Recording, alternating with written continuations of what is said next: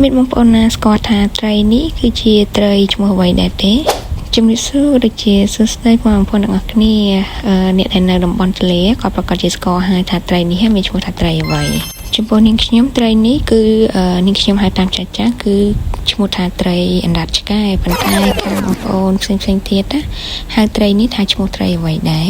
បានតាមស្រុកកំណើតរបស់នាងខ្ញុំគឺត្រីនេះគេរកបាននៅតាមដងទន្លេដែលនាងខ្ញុំរស់នៅហើយម៉ាក់របស់នាងខ្ញុំទើបតែទិញផ្ញើឲ្យនាងខ្ញុំចឹងណា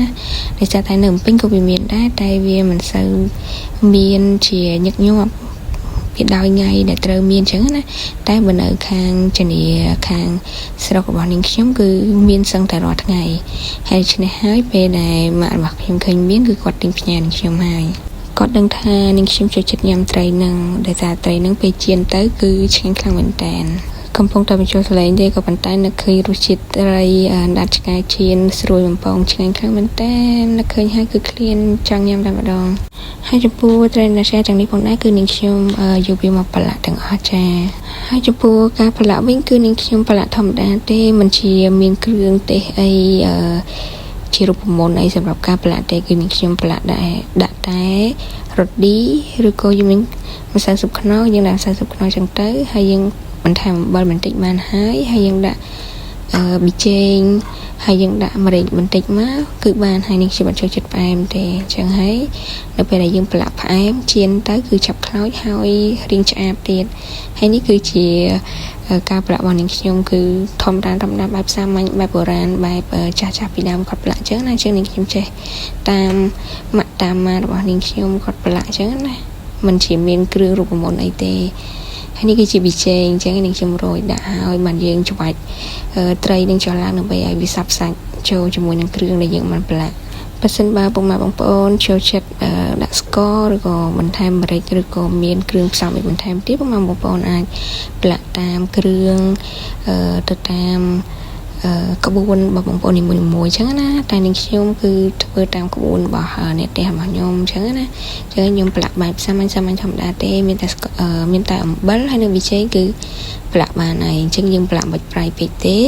មកល្មមអញ្ចឹងទៅយើងអាចដាក់ទឹកស៊ីអ៊ីវជ្រលក់រៀងហឹលតិចអញ្ចឹងទៅជ្រលក់មួយត្រីណាឆ្ងាញ់ហ្នឹងគឺឆ្ងាញ់ខ្លាំងមែនតើញ៉ាំបាយអស់ដឹងខ្លួនទេចា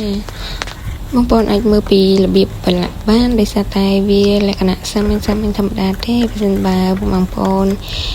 ចង់ចែកម្លែកតិចនិចនៃការប្រឡាក់ត្រីដើម្បីឲ្យវាមានរសជាតិឈ្ងុយឆ្ងាញ់ជាងនេះបងប្អូនអាចជួយខមមិននៅខាងក្រៅនោះផងដើម្បី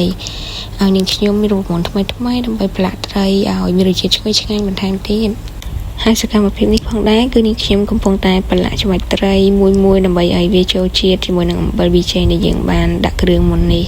បើសិនបើយើងគ្រាន់តែប្រឡាក់ហើយយើងអត់ច្របាច់វាទេគឺវាអត់ចូលជាតិល្អហើយវាអាចធ្វើឲ្យត្រីរបស់យើងហ្នឹងឡើងស្អុយទៀត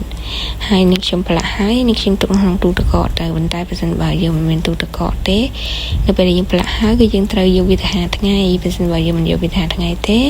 វាអាចឡើងស្អុយអីចឹងណាបើសិនបើយើងប្រឡាក់រៀងសាបដោយសារតែម៉ាក់ខ្ញុំលើកមុនគាត់ប្រឡាក់ឲ្យម្ដងដែរហើយអត់មានទូទឹកកកដាក់ដល់ពេលចឹងទៅវាឡើងហើមសាច់នៅពេលដែលគាត់ទុកនៅស្រុករៀងយូរ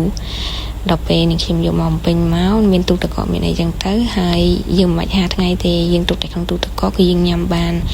មួយខែទៅមួយអាទិត្យអីត្រីហ្នឹងឲ្យតែយើងប្រឡាក់ហើយត្រីរបស់នាងខ្ញុំក៏បានប្រឡាក់ហើយនាងខ្ញុំក៏រៀបចំទុកដាក់វានៅក្នុងទូទឹកកកអញ្ចឹងណាបងប្អូន